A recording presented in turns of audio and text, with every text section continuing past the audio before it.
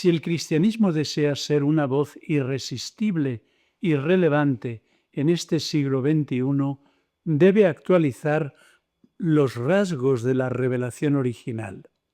Y hay dos rasgos característicos en lo que vamos a fijar nuestra atención: el perdón y la alegría.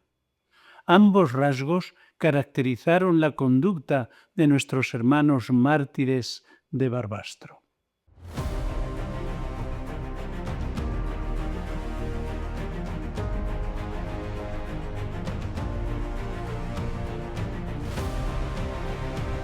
Nos adentramos en un tema de gran profundidad: la alegría y el perdón en el contexto del martirio.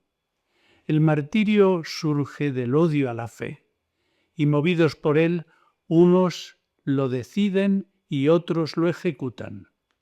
El odio llevó a Jesús a la muerte. Unos lo decidieron con el consenso del pueblo y otros lo ejecutaron. En este contexto, ¿qué significa perdonar? Nos centraremos en el perdón a los enemigos, que he querido titular Sin armas en el corazón. Dividiré esta meditación en 4 partes. ¿Habrá algo que sea imperdonable? Perdonar como Jesús nos pidió y Claret nos enseñó. Ellos también perdonaron. Perdonemos también nosotros.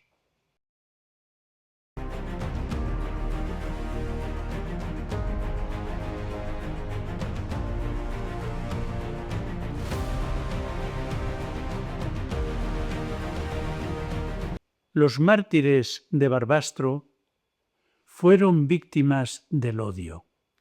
Murieron perdonando. Pero preguntémonos, ¿qué significaba perdonar en aquel contexto? No habría que decir que quienes decidieron y ejecutaron aquel martirio, sin arrepentimiento alguno, no merecían ser perdonados. ¿Qué consiguieron nuestros mártires al morir perdonándolos? Sin embargo, el perdón está en el corazón mismo de nuestra fe cristiana. El perdón pone fin a la hostilidad, al menos por una parte. El odio es respondido con amor, la guerra con la paz. Hay alguien, por lo tanto, que pone fin a la hostilidad y se reconcilia. El perdón es la opción por la no violencia. Es el proyecto de paz de Dios, diseñado para poner fin a la hostilidad y lograr la reconciliación. Bien conozco los designios que me he propuesto con vosotros, oráculo del Señor. Son designios de paz, no de desgracia. Designios de daros un porvenir cuajado de esperanza. Me invocaréis, vendréis a rogarme, y yo os escucharé. Me buscaréis y me encontraréis, si me buscáis de todo corazón. Jeremías capítulo 29. Solo el perdón puede rescatar a la sociedad humana del torbellino destructivo de la violencia y de la venganza y ofrecer una alternativa de cura milagrosa sin represalias. En la guerra española se utilizaron las armas, pero no el perdón. Nuestros mártires de Barbastro, como tantos otros mártires cristianos, sí hicieron del perdón su arma más poderosa.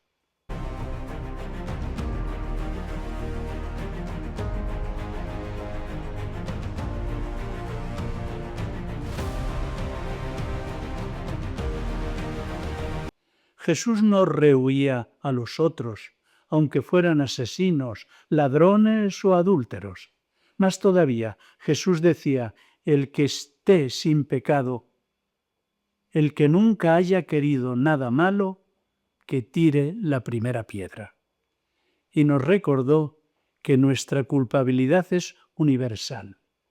Jesús condenaba la hipocresía y la describía como una tumba limpia por fuera, pero llena de corrupción, de gusanos por dentro. En la cruz, Jesús fue la víctima y murió por nosotros, por todos. Cuando pronunció la parábola del Hijo Pródigo, nos reveló a través del Padre cómo es Dios. El padre de la parábola sale al encuentro del hijo arruinado que vuelve a casa. Lo acoge, lo agasaja. No hay violencia en él, ni justicia reivindicativa, solo amor, cariño. Libera de la cárcel sin exigir pagar todo el castigo merecido. Dios considera perdonables una gran cantidad de culpas que nosotros consideramos imperdonables.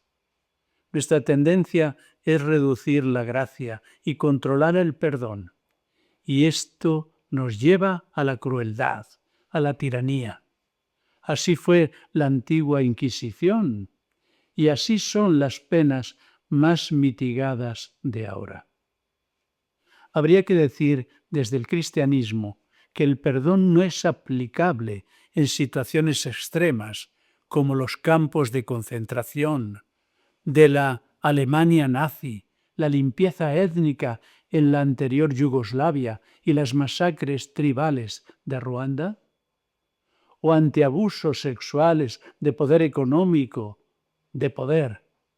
En este contexto, el perdón es desconcertante. Nos lleva a un territorio nuevo y requiere abrazar el riesgo y la incertidumbre. Jesús fue víctima de nuestra miseria, de nuestras envidias, de nuestras leyes, de nuestro odio. Por eso fue condenado a muerte. Y a pesar de todo clamó: Padre, perdónalos, pues no saben lo que hacen. Su perdón fue incondicional. Nosotros no lo merecíamos. Ese perdón desafiaba nuestra forma de entender la justicia, el mérito, la ley, la pureza.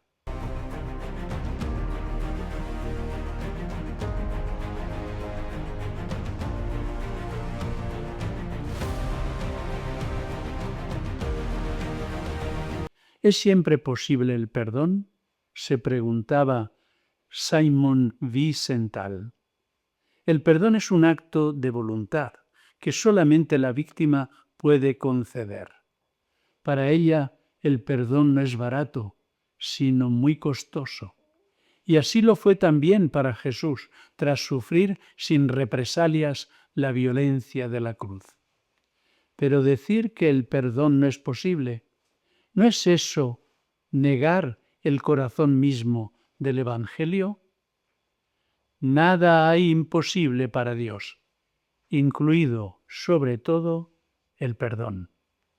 Con relación a crímenes como el asesinato, la violación y el genocidio, no vale el perdona y olvida. En la cruz se encuentran en profunda colisión la injusticia y el perdón. El perdón cristiano no nos llama a olvidar, nos permite recordar, pero nos llama a poner fin al ciclo de la venganza. El perdón cambia el mundo. Amar y perdonar a los enemigos. Así es como se cambia el mundo. El perdón no es un sentimiento. El perdón es la elección de poner fin al ciclo de la venganza y de la violencia y dejar la justicia en manos de Dios. Al orar Jesús la oración que Él nos enseñó, hemos de decir: perdona nuestras ofensas, así como nosotros perdonamos a quienes nos ofenden. Jesús clavado en la cruz oró algo increíble: Padre, perdónalos. En su primera aparición a los discípulos, después de la resurrección, Jesús les dijo: a quienes les perdonéis los pecados, les quedan perdonados. Y también cuando profesamos nuestra fe en el credo, decimos: creo en el perdón de los pecados.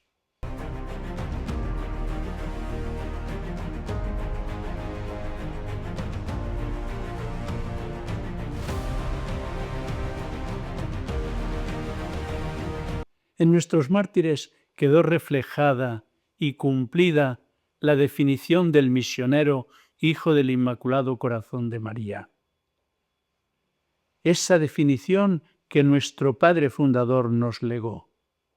Claret fue blanco de numerosos ataques y calumnias. Le acusaron de intromisión en política, le alteraron infamemente sus escritos, llegando al extremo de atribuirle un opúsculo obsceno con el mismo nombre que uno de sus libros, El Ramillete, para así intentar manchar su obra y a él mismo. Y a pesar de que sus amigos le aconsejaron defenderse en varias ocasiones, Claret siempre respondió que la mejor defensa era no hacer caso y al mismo tiempo rogar a Dios por sus enemigos. Fundamentaba esta actitud en el ejemplo de Jesús en la cruz. Padre, perdónalos, que no saben lo que hacen. Consideraba que aquellos que lo calumniaban y perseguían eran desventurados, que no sabían lo que decían o lo que hacían. Cuando nuestro padre fundador padeció el atentado de Holguín, no dejó de reconocer la maldad de aquel hecho. Lo denominó manifestación de la hora de las tinieblas, hora en que Dios daba permiso a los malos y a los demonios para que me hirieran. Pues que cuando el asesino me hirió, yo vi al mismo demonio cómo le ayudaba y daba fuerza para descargar el golpe. Autobiografía número 586. Pero inmediatamente hizo referencia al perdón. Padre mío, perdonadle, que no sabe lo que hace. A partir del año 1868, Claret interpretó sus crecientes sufrimientos, calumnias y persecuciones como purificaciones pasivas y parte esencial de su vocación apostólica para salvar el mundo y morir crucificado. En él se cumplió la definición del misionero. Nada le arredra, se goza en las privaciones, abraza los sacrificios, se alegra en los tormentos, no piensa sino cómo seguirá e imitará a Jesucristo en sufrir y procurar siempre y únicamente la mayor gloria de Dios y la salvación de las almas.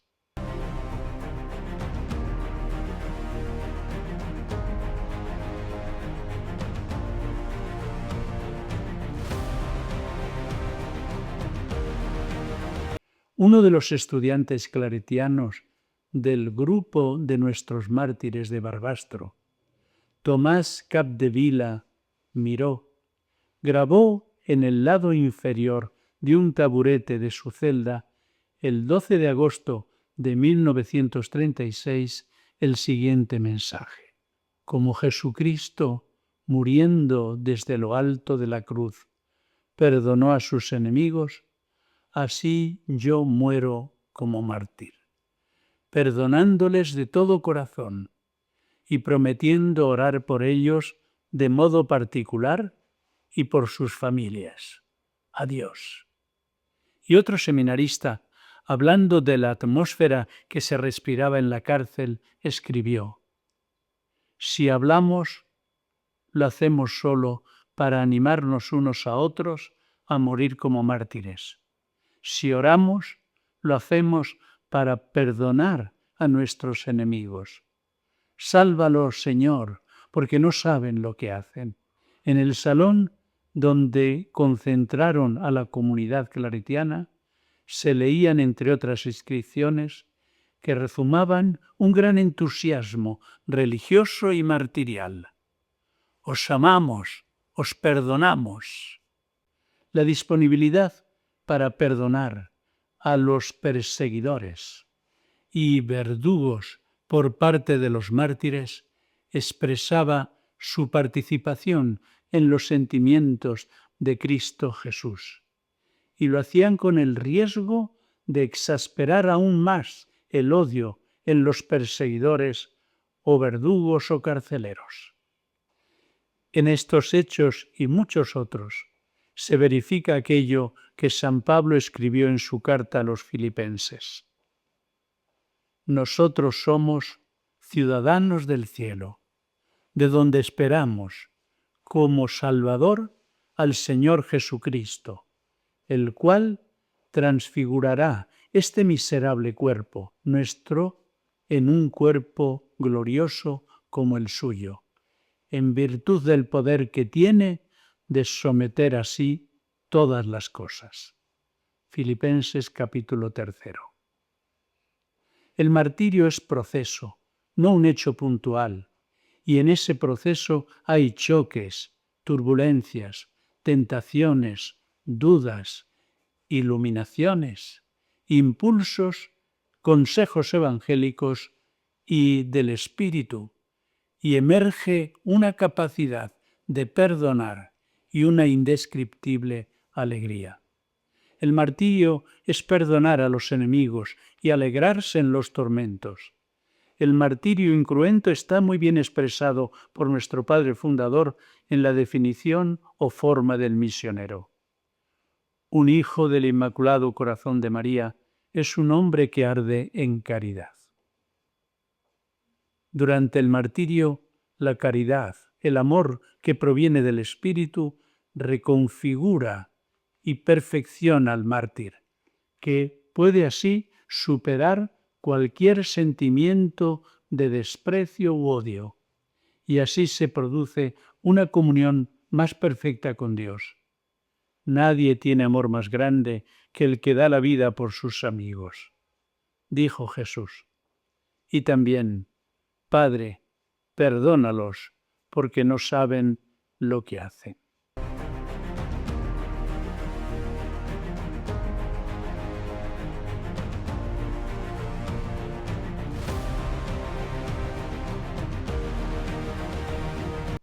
El perdón no es debilidad, es la audacia de creer que incluso quien nos lastimó merece una oportunidad para cambiar, y que nosotros, al otorgarlo, nos liberamos de ser prisioneros del pasado.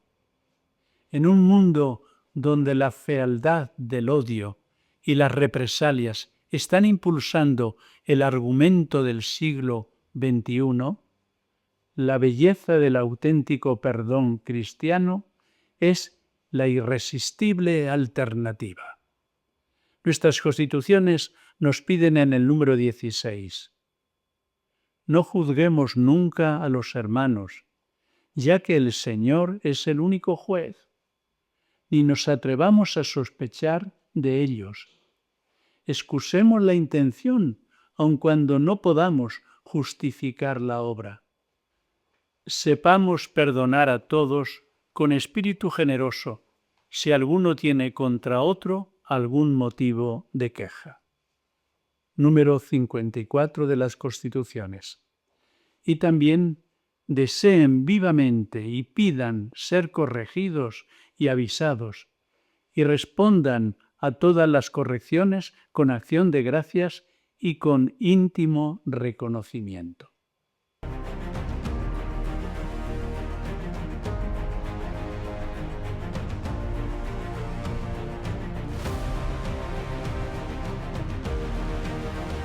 El objetivo de esta actividad es ayudarnos a identificar heridas no perdonadas y reflexionar sobre cómo el perdón puede transformar nuestra relación con Dios y con los demás. Os sugiero una oración inicial, unos 5 minutos, leyendo el Evangelio de Lucas capítulo 23, 34. Padre, perdónalos, no saben lo que hacen. Un momento de silencio para pedir al Espíritu apertura de corazón. Y luego un ejercicio de escritura, unos 15 minutos. ¿Quién me ha herido profundamente? ¿Cómo ha afectado esto a mi vida? ¿Qué me impide perdonar? ¿El miedo, el orgullo, la justicia propia? ¿Cómo puedo imitar a los mártires de Barbastro al elegir perdonar sin armas en el corazón?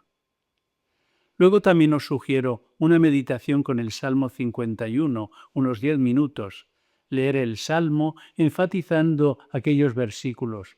Lávame de mi maldad, contra ti he pecado. Y reflexionar de qué necesito ser lavado, a quién necesito lavar con mi perdón. Y finalmente, un compromiso concreto. Escribidlo en una carta de perdón, no necesariamente para enviar, una carta de perdón dirigida a alguien específico o a mí mismo. Y también como algo opcional, realizar un gesto simbólico como quemar la carta como signo de liberación. Y finalmente, una oración, recitar el Padre Nuestro, enfatizando perdona nuestras ofensas como también nosotros perdonamos. Invitar a llevar una pequeña cruz en el bolsillo durante esta semana como recordatorio del perdón recibido y ofrecido.